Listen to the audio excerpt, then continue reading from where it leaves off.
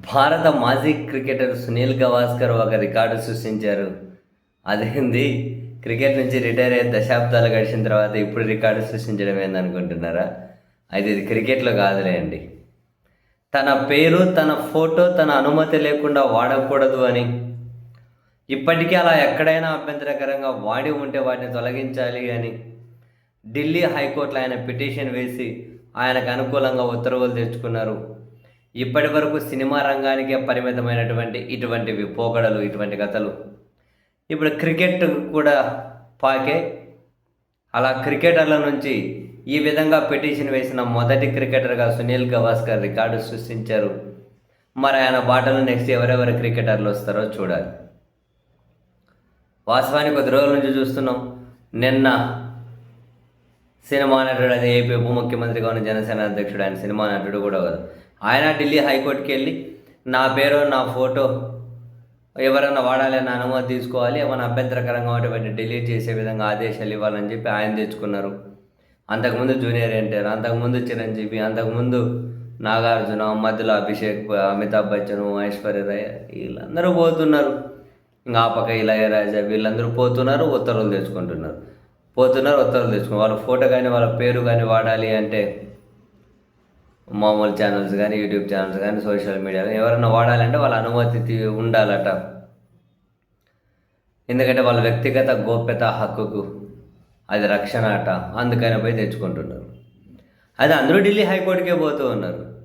ఎందుకంటే అందరూ ఆడికి పోతూ ఉన్నది ఒకటి, ఆడ తొందరగా పిటిషన్లు ఏవో పరిష్కారం అవుతూ ఉన్నాయట.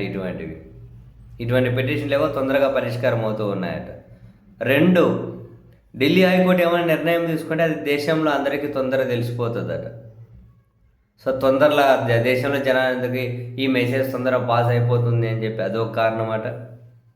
అండ్ సోషల్ మీడియాకి సంబంధించి హెడ్ ఆఫీసులన్నీ ప్రధానంగా ఢిల్లీలోనే ఉన్నాయట. సో ఏదైనా వాళ్ళకి కోట ఉత్తర్వులు ఈ మెసేజ్ చేరి వాళ్ళు కూడా తొందరగా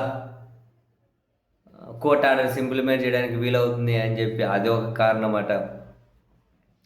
రకరకాల కారణాలు కనిపిస్తూ ఉన్నాయని చెప్పి జాతీయ మీడియాలో కూడా విశ్లేషిస్తూ ఉన్నారు.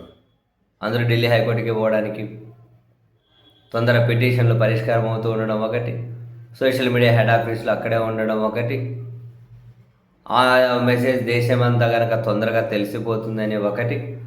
సరే, ఏ కారణం చేతిపోయినా వీళ్ళు పోవడం, ఢిల్లీ హైకోర్టు తీర్పు ఇవ్వడం, వరుస పెట్టి ఇస్తూనే ఉండే. తాజాగా సునీల్ గవాస్కర్కి ఇచ్చినటువంటి తీర్పు సందర్భంగా జడ్జి అన్నారట, ఇటువంటివి ఏవైనా ఉంటే మీకు ఇబ్బందికరంగా ఒక మీరు ఫిర్యాదు చేయడానికి ఒక వ్యవస్థ ఉంది కదా, అక్కడికి వెళ్ళి మొదట చూసి వీళ్ళు కాకపోతే కోర్టుకు రావచ్చు కదా అని చెప్పి కూడా అన్నారట. లాస్ట్గా జడ్జి గారు అయితే ఏం పోతున్నారు, కోర్టు నుంచి ఉత్తర్వులు తెచ్చుకుంటున్నారు, సోషల్ మీడియా సంస్థలకు ఆదేశాలు వెళ్తూ ఉన్నాయి.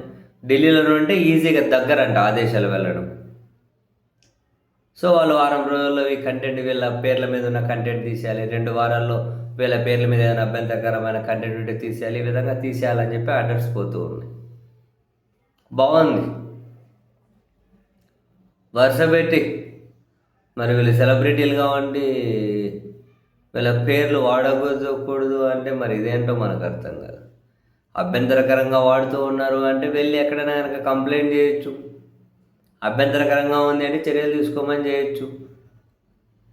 ఆ ఫిర్యాదుల యంత్రాంగాన్ని వదిలిపెట్టేసి నేరుగా కోర్టుకి వెళ్ళి మా పేరే వాడకుండా ఆదేశాలు ఇవ్వండి అంటే ఏమంటే వ్యక్తిగత భద్రత హక్కు చట్టం ఏవో ఉన్నాయంట. కానీ అందరూ ఆడికి ఎక్కి కొడతారు, ఆర్డర్స్ తెచ్చుకుంటూ పోతారు.